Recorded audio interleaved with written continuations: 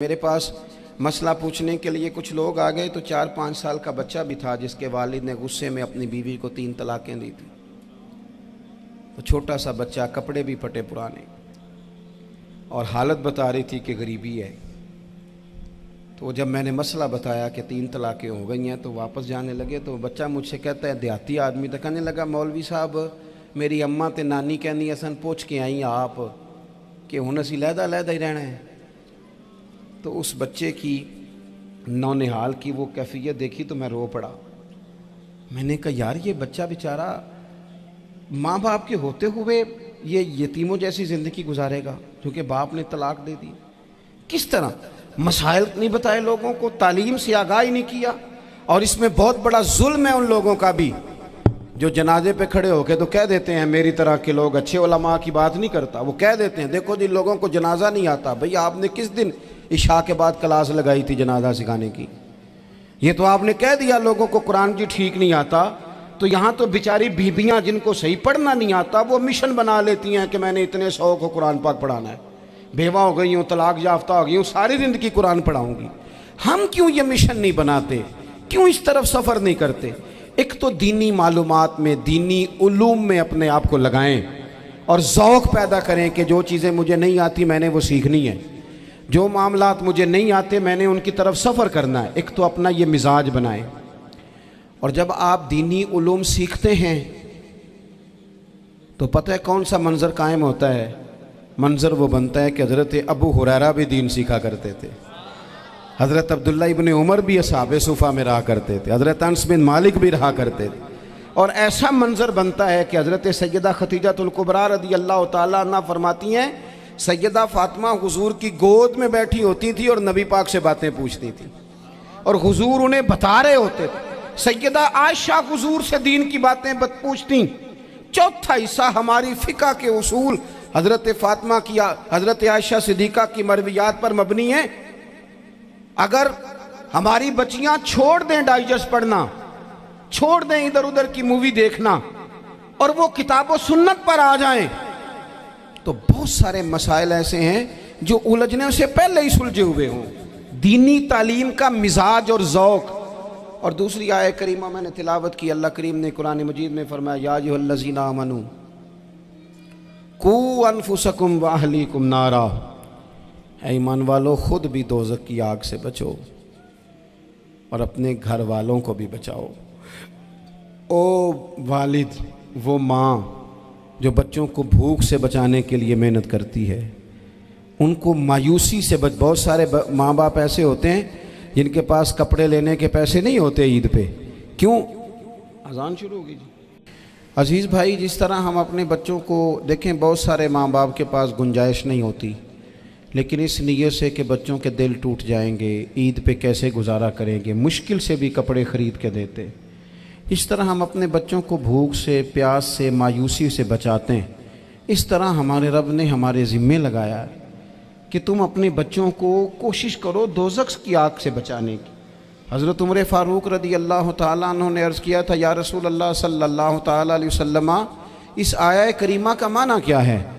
तो महबूब करीम अलैहिस्सलाम ने फरमाया, उमर, जिन चीज़ों का अल्लाह तुम्हें हुक्म देता है तुम अपने घर वालों को उन चीज़ों का हुक्म दो, जिन चीज़ों से रब रसूल तुम्हें मना करते हैं अपने घर वालों को उनसे रोको। अपने घर के अंदर निफाज़े दीन करने की कोशिश करो। मेरे भाई, बहुत ज़्यादा आजमाइश है हमारे घरों में, बेचैनियाँ हैं, इज़्तिराब है, बच्चों में सख्ती है, बहन भाई एक दूसरे के साथ लड़ते हैं, मिजाजों में तलखी आ गई। क्यों भला? इसलिए कि माँ बाप को जो बेहतरीन किरदार और जो हसीन तरीका घर में अपनाना चाहिए था, बच्चे तकरीर बाहर से सुनते हैं लेकिन वो फॉलो अपने माँ बाप को करते हैं। अगर माँ बाप में हौसला हो, सब्र हो, इत्मीनान हो, खुददारी हो, थोड़े पर गुजारा करने का मिजाज हो। देखे ना, आज डिप्रेशन है, टेंशन है, पैनिक्स अटैक्स हैं, बड़ी सारी चीज़ें आ गई हैं। क्यों भला? सब्र नहीं, तहम्मुल नहीं, बुर्दबारी नहीं। आजमाए। एक दिन एक बच्चा मेरे पास आ गया मदरसे का और आके वो रोने लगा। मेरे घर वाले कहने लगे, खाना छोड़ दें, पहले इसकी बात सुन ले। मैंने कहा, पुत्र क्या हुआ? किसी ने मारा है? किसी उस्ताद ने? कहने लगे, नहीं हज़रत, घर फ़ोन किया था तो मेरी अम्मा और अब्बा की लड़ाई हो रही है। बच्चा कांप रहा है, टांगे कांप रही हैं। मैंने कहा क्या हो क्या गया तुम्हें पुत्र, लड़ाई हो रही है तो घरों में हो ही जाती है। कहने लगे नहीं, आपको पता नहीं, वो बड़ा सख्त लड़ते हैं। मेरे वालिद जब मेरी वालदा को मारने के लिए आगे बढ़ते हैं तो हम सारे चारपाइयों के नीचे छुप जाते हैं, हमें खौफ आता है, वो मंजर ख़तरनाक होता है। ये कौन तकलीफ़ दे रहा है अपने बच्चों को? यहाँ बैठे हमारे यहाँ मीलों दूर रहते थे उसके घर वाले, तो वो तकलीफ़ में था, तो घर में क्या कैफियत होगी? अगर हौसला हो, सब्र हो, कनात हो, अल्लाह के दिए हुए थोड़े रिस्क पर हमें राज़ी रहना आता हो, हमारे घरों में सुकून आए, इत्मीनान आए, हम जो ज़िंदगी बड़ी खुशी खुशी गुजार सकते हैं। हमारे मिजाजों का लालच, हमारी तबीयतों की बेराह रवी, हमारी झूठी अना का बुत, उन सारी चीज़ों को ख़त्म कर देता है। अपनी ज़िंदगी के अंदर अगर हम वो किरदार अपने बच्चों को दें, जिस किरदार में मोबाइल भी हो, जिसमें गाड़ी भी हो, जिसमें पैसे भी ला के अब्बा दराज में रखता हो, लेकिन वालिद का घर में मुसल्ला भी मौजूद हो, उसकी कोई तस्वीर भी हो, वो ये भी कहता हो कि खुदा ने अपने फजल से आज 5,000 दिया है तो इसमें 1,000 गरीबों का भी है, इसमें थोड़ा सा मैंने अल्लाह की रिज़ा के लिए भी रखा है। अगर कोई मुश्किल आ जाए तो वो बाप और माँ को सब्र करता हुआ देखते हो। अगर एक बाप कर बात करे तो दूसरा बर्दाश्त करता हो। खुदारा अपनी औलादों को इस अजियत का शिकार न करो। अपने घरों के अंदर वो खुददारी, वो प्यार, वो वक़ार, वो मोहब्बत, वो अंदाज़। आप थके हुए हैं, कोई शक नहीं, आप बहुत सारे मसाइल का बाहर शिकार होंगे, कोई शक नहीं, लेकिन आप बाहर से थक के आए हैं। और अगर आप बाहर अपनी फैक्ट्री के मालिक हैं और दफ्तर के बड़े हैं तो घर में भी तो आप बड़े हैं ना। आपकी माँ भी तो इंतज़ार कर रही है, उसने भी तो दुखड़ा सुनाना है ना आपको। आप ये देखिए कि आपके बच्चे भी तो इंतज़ार कर रहे हैं, वो चाहते हैं कि अब्बा आके बैठे तो हम उनके सीने पे चढ़ के थोड़ा खेलें। आपकी अहलिया मुंतज़िर हैं। कुछ बातें बीवी किसी और से नहीं कह सकती, सिर्फ अपने शौहर से कहती है, लेकिन वो तो आते ही जलाल में आ गए साहब। वो कहने लगे तू बड़ी नालायक है, मैं थका मांदा आया हूं और तूने मुझे कहानी सुना दी है। वो उस खातून से शिद्दत के साथ पेश आने लगे। मेरे रसूल पाक की हयात नूर को देखो, हज़रत उम्मे ऐमन हुज़ूर की रज़ाई वालदा हैं, उनकी भी खिदमत हो रही है। हज़रत हलीमा सादी आ रही हैं तो खिदमत हो रही है। हज़रत अब्बास हुज़ूर के चचा हैं तो करीम फरमाते हैं मेरे चचा हैं बाप की जगह पे। हुज़ूर दोस्त अहबाब सहाबा ग़ुलामों सब के साथ प्यार कर रहे हैं। 9 अज़वाजे मुतहरात हैं घर के अंदर। और कैफियत ये है कि हुज़ूर सिर्फ उनकी ज़रूरतों का ही ख्याल नहीं करते, ख्वाहिशात का ही ख्याल नहीं करते, बल्कि मेरे करीम का तरीका ये है कि कोई बंदा आज बोल क्या रहा है, वो कहाँ खड़ा है, आज उसके जुमले किस तरह के हैं, उसका लहजा किस तरह का हो गया है और उसे ठीक कैसे करना है। महबूब इसका ख्याल फरमाते, तवज्जो करते। मैं कहता हूँ कि हम सबको शौक़ आया है आराम करने का। मैं सुबह 11 बजे से पहले अपने घर से निकल आया था और ये वक्त आ गया है और रात को खुदा जाने किस वक़्त घर पहुँचना है। कई दफ़ा कैफियत ये होती है कि गाड़ी से उतरते हैं तो फिर दिल करता है कि कोई उठा के चलाए ना कभी। इसके बावजूद बहुत सारे लोग नाराज़ रहते हैं कि हमसे मिल के नहीं गए, फ़ोटो नहीं खिंचवा के गए, फलानी जगह चाय नहीं पी के गए। ये तसलसल है। लेकिन मैं जितना मर्ज़ी थका मांदा घर जाऊँगा ना, कभी ऐसा नहीं हुआ कि मैं घर जाऊँ तो बड़ी टेंशन में जाऊँ। मेरी घर वाली एक दिन मुझसे कहने लगी आपने कभी नहीं कहा कि मैं थका हुआ आया। बंदा थक भी तो जाता ही है ना, कभी कहाँ करे ना। मैंने उसे कहा पता क्यों नहीं कहता, इसलिए नहीं कहता कि मैं नहीं चाहता कि मेरे बच्चे ये कहें कि हमने दीन नहीं पढ़ना, हमारा बाप तो बड़ी मुश्किल में है। हम अपने काम के बारे में अपने घर में शिकवे करते हैं। आप किसी बच्चे से पूछ लें कौन सा काम करना है, कहता जो अब्बा जी कर दे रहे हैं वो नहीं करना। क्यों कि अब्बा जी हर रोज़ तो कहते हैं मैं बड़ा उलझ गया हूँ, ये काम बड़ा मुश्किल है। मैं चाहता हूँ कि मैं अपने बच्चों को ये बताऊँ कि पुत्र मैं तो जिधर जाता हूँ फूल ही फूल हैं, मैं तो जिधर से गुज़रता हूँ मोहब्बत ही मोहब्बत है, मैं तो जिधर से देखता हूँ दुआएं ही मिलती हैं, ताकि उनका शौक़ पैदा हो। मेरे अजीज़ आप थोड़ा सा दिल बड़ा करें। अगर आप एक की वजह से पूरा घर सुकून में आ जाता है तो आप दिल बड़ा क्यों नहीं करते? जगह ढूंढते हैं बस मुझे कोई तंग ना करे, कोई मेरी बाप माँ बदौलत को कोई परेशान ना करे। बुखारी शरीफ सुनिए, हज़रत आयशा सिद्दीक़ा रदी अल्लाह ताला अन्हा बैठी हैं। हुजूर फरमाने लगे, आयशा आज एक बात ना बताऊं तुम्हें? या रसूलल्लाह बताइए। हुजूर फरमाने लगे, जब तुम मुझसे नाराज़ होती हो तब भी मुझे पता चल जाता है, और जब राज़ी होती हो फिर भी पता चल जाता है। तो हज़रत सैयद आयशा सिद्दीक़ा बात सुन के बड़ी खुश हुई। या रसूलल्लाह वो कैसे? हुजूर फरमाने लगे, कभी कभी तुम कसम उठाती हो। या रसूलल्लाह हाँ।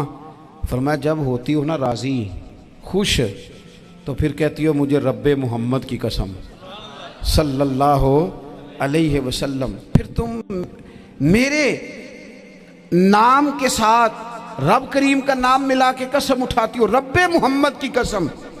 या रसूलल्लाह बिल्कुल ऐसे ही है। और फरमाया, जब तुम्हारे दिल में कोई बात होती है ना तो फिर तुम कहती हो मुझे रब्बे इब्राहीम अलैहिस्सलाम की कसम, फिर तुम रब्बे मोहम्मद नहीं कहती।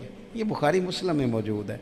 हज़रत आयशा सिद्दीक़ा ने तो बात सुनी तो खिल गई तबीयत, कहने लगी, करीम सदके जाऊँ, यहाँ तक ख्याल फरमाते हो? किसके जुमले कहाँ पहुँच गए, यहाँ तक ख्याल है? फरमाया, मुझे पता चल जाता है कि तुम्हारी कैफियत क्या है, कहाँ खड़ी हो। ओ भाई, हम तो अपनी माँ का भी ख्याल नहीं रखते। हमारा बाप कहाँ बेचारा खड़ा है, वो तो इंतज़ार में था कि कोई 10 मिनट मेरे पास बैठेगा, तवज्जो ही नहीं, जज्बात का ख्याल ही नहीं। हज़रत आयशा सिद्दीक़ा बात सुन के अर्ज़ करने लगे, या रसूल अल्लाह, मुझे रब्बे मोहम्मद की कसम हो, मैं सिर्फ नाम छोड़ती हूँ, मेरे दिल में हर वक़्त मदीने वाले महबूब ही रहते हैं, नाम ही छोड़ती हूँ सिर्फ। ओ मेरे दोस्त, थोड़ा सा जा। और दूसरा अर्ज़ करूँगा, दौलत अगर बहुत आली चीज़ होती ना, बहुत कीमती, तो सबसे ज़्यादा सैयद आयशा के घर में होती। अगर पैसों से ही शौक आता तो पैसे सबसे ज़्यादा हज़रत फ़ातिमा ज़हरा के काशाना नूर में होते। ओ मेरे भाइयों, सोना वक्त मोहब्बतों से गुजारा जा सकता है। ओ भाई, मैंने तो अपने घर में ये देखा कि मेरे वालिद साहब गर्मी आती तो फरमाते, ओ लो भाई, तुहानू परवाह नहीं, मैं तुहाडे पड़ोले च दाने पा दिते ने ते तुहाडी माँ ने मर्तबान च अचार पा दिता है, लो अब तुम्हें कहीं जाने की ज़रूरत नहीं पड़ेगी। इस पे भी वक्त बड़ा अच्छा गुजरता था, इस पे भी टाइम बड़ा अच्छा। 6-6 खाने खा के बच्चे नखरे कर रहे हैं। मैंने अपने वालिद साहब से एक दिन कहा, मैं क्या अब्बा जी तुहानू पसंद की है? फरमान लगे, पुत्र जे तो लगी होवे भुख फिर तो यार शाही, और अगर भूख ना हो तो फिर नखरे ही नखरे हैं, फिर क्या पसंद होना है? तबीयत नहीं। अपने घरों में, अपने दोस्तों में इत्मीनान पैदा करें, इस तरह से बाहर आएँ। और एक बात और अर्ज़ करनी है, याद रखना, तकरीर बाहर चलती है, घर में नहीं चलती। घर में अमल चलता है। घर जाके आप लेक्चर देना, नमाज़ पढ़ा करो, नमाज़ पढ़ा करो, नमाज़ पढ़ा करो, नमाज़ पढ़ा करो, तो कोई नहीं पढ़ते घर वाले। आप घर में नमाज खुद शुरू कर दें।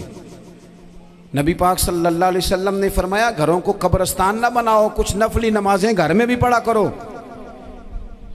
अल्लाह के प्यारे रसूल सल्लल्लाहु अलैहि वसल्लम का घर मस्जिद नबी के बिल्कुल साथ है, दरवाज़ा हुजूर के घर का मस्जिद में खुलता था। लेकिन नबी करीम सल्लल्लाहु अलैहि वसल्लम क्या करते थे? हज़रत आयशा सिद्दीक़ा फरमाती हैं, तहज्जुद की नमाज घर में पढ़ा करते थे। घर में हुजूर तहज्जुद की नमाज पढ़ते, अगरचे घर में दुश्वारी थी। कुछ इबादात, कुछ नमाजें घर के अंदर भी इंसान पढ़े। आखिरी गुजारिश आप हज़रात से करनी है, इतना बड़ा मजमा है, इतने सारे लोग तशरीफ़ लाए हैं, एक गुजारिश आप हज़रात की खिदमत में रख के बस मैंने बात को समेटना है। 2 बातें मैंने आपकी खिदमत में अर्ज़ की हैं। एक तो दीनी इल्म का ज़ौक़ पैदा करें, और दूसरा अपने घरों में थोड़ा ठहराव लाएं। थोड़ा सा अपने, ये बच्चों के दस्तार फ़जीलत का इज्तिमा था, इसलिए मैंने ये बात अर्ज़ की, अपने घरों में थोड़ा हौसला कनात लाएं। हज़रत आयशा सिद्दीक़ा रज़ी अल्लाह ताला अन्हा फरमाती हैं, ऐसा नहीं था कि हमारे घर के अंदर माल नहीं आता था, अल्लाह के फजल से बड़ा कुछ आता था, लेकिन फरमाती हम इसार कर दिया करते थे। हुजूर का मिजाज इसार कर देने का है।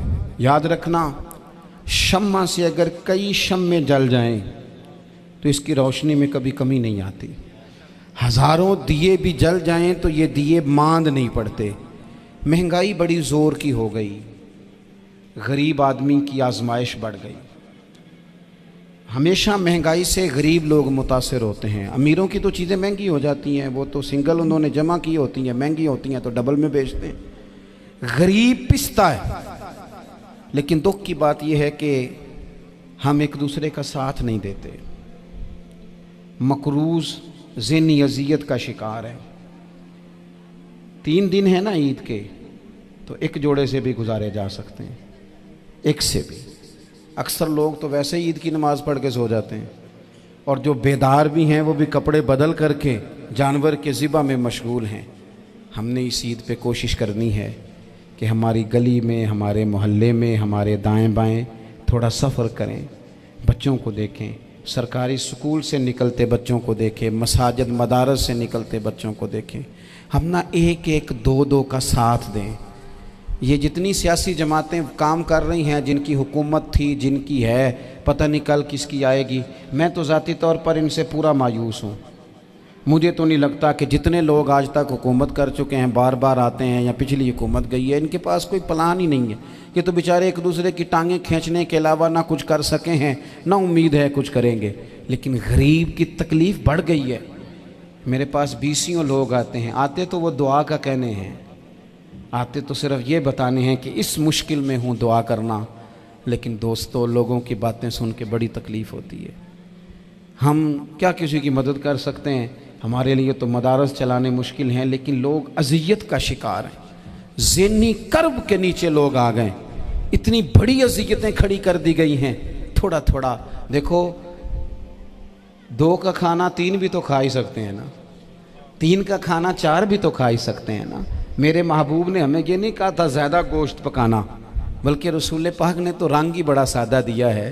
करीम ने फरमाया, आयशा शोरबा ज़रा ज़्यादा कर लो, पड़ोसियों को भी सालन दे देंगे। थोड़ा शोरबा ज़्यादा कर लो, इसी को बढ़ा लो, थोड़ा शोरबा बढ़ा लें, थोड़ा थोड़ा एक दूसरे की मदद करें, दस्त शफ़क़त रखें। गलियों में सुनसान लोग, अब तो लोग एक दूसरे से दुख भी नहीं कहते, वो कहते हैं देना किसी ने है कुछ नहीं, और तमाशा अलग से बन जाएगा। दोस्तों, हमने खुद एक दूसरे का हाथ बटाना है। जो लोग साहिब सरवत हैं, देखो एक ही बाप की औलाद होती है, एक को अल्लाह बड़ा नवाज देता है, 2-3 कमज़ोर रह जाते हैं। उसको चाहिए वो दूसरों पे दस्ते शफ़क़त रखे। एक गली में सारे लोग एक ही कबीले के, एक ही इलाके के, एक आगे निकल गया है, उसे चाहिए वो दूसरों का ख्याल करे। अज़ीज़ भाइयों, हमने इस कमर तोड़ महंगाई के दौर में, मैंने जुमे में अमीर लोगों से कहा था कि कुर्बानियाँ करनी तो है ही, तो तुम तो सारा साल गोश्त खाते हो। क्या आपको बताऊं कि हम उस वतन में रहते हैं जहाँ फ्रिज और फ्रीज़र बड़ी इससे पहले ज़्यादा बिकते हैं। फ्रिज नहीं ले आओ, बड़ी ले आओ, चूँकि गोश्त सेव करना है, सारा साल भी तो मिलता है ना अमीरों को। मैंने तो कहा था उस गांव में ले जाओ जहाँ कुर्बानी कोई नहीं कर रहा, ज़िबा ही वहाँ जाके कर लो। थोड़ी सी गुंजाइश बनाएं अपने दिलों में। ये ज़रूरी नहीं कि सामने वाला आपका शुक्रिया भी अदा करे। हज़रत आयशा सिद्दीक़ा रज़ी अल्लाह ताला अन्हा, अम्मा जी एक कनीज़ रखी हुई थी, हज़रत उस्मान गनी ने दी थी कि आपकी खिदमत करेंगी।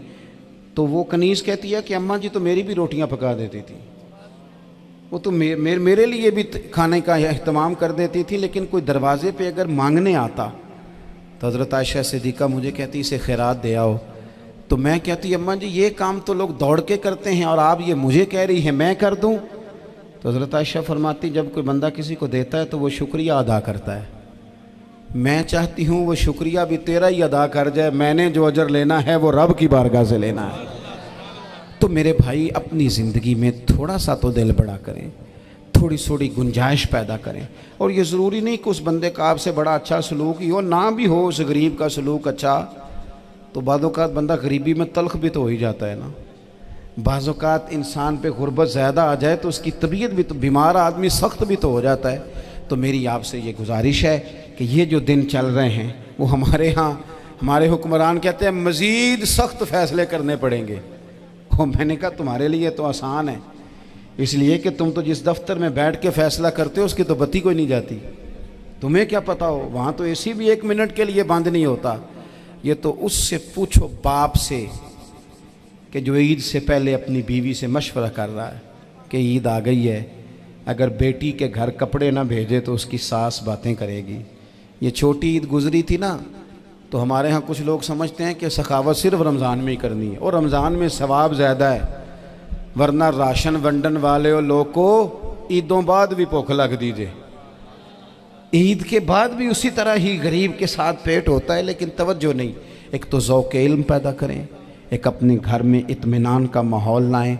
तीसरी गुजारिश ये है कि महंगाई और सख्ती के इस दौर में अपने मुसलमान भाइयों का, अज़ीज़ों का, अहले मोहल्ला का हाथ बटाएं, प्यार करें। अल्लाह के हुजूर दुआ है अल्लाह हमारी इस हाज़री को कबूलियत का शरफ़ अता करे। आखिर दावा या अनिल हम्दुलिल्लाहि रब्बिल आलमीन।